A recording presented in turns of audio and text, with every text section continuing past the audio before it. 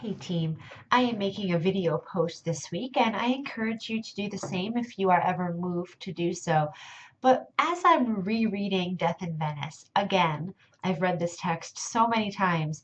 Every time I read this text, it completely transforms for me, which boggles my mind. It's one of the few texts that is very consistently throwing me off kilter. The first time that I read Death in Venice, I was really struck by the pedophilic context. Um, at the time, I was really kind of immersed in this book idea that I have that's actually underway now of female pedophilia and some of the politics of that in 19th and 20th century literature and actually global literature. It has become now. But um, when I first read this text, I was completely horrified and disgusted by um, Thomas Mann's novella and the implications of pedophilic love and all of these things. The second time that I read Death in Venice, I had a completely different experience.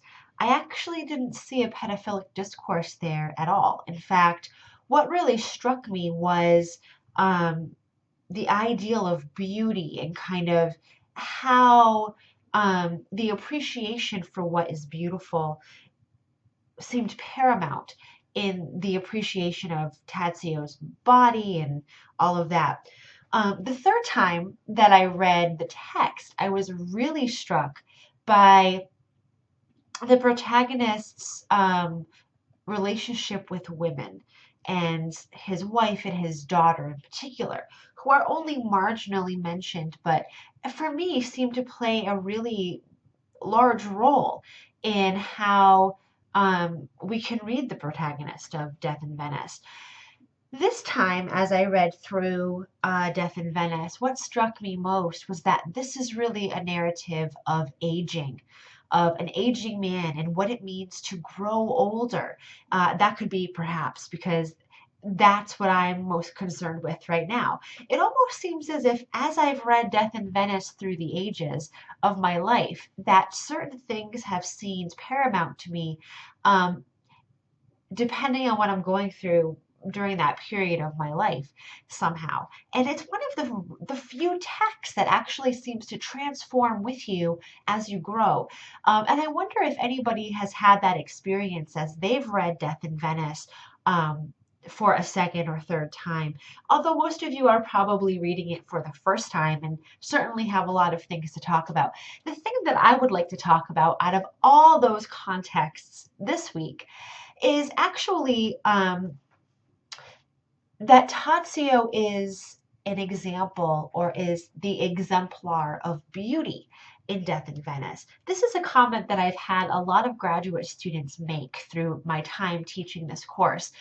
And it's something that always makes me scratch my head because as the narrative progresses, Tadzio seems not very beautiful. Um, in the way that he's described, in the way that he's presented, he actually seems almost as if he's decaying.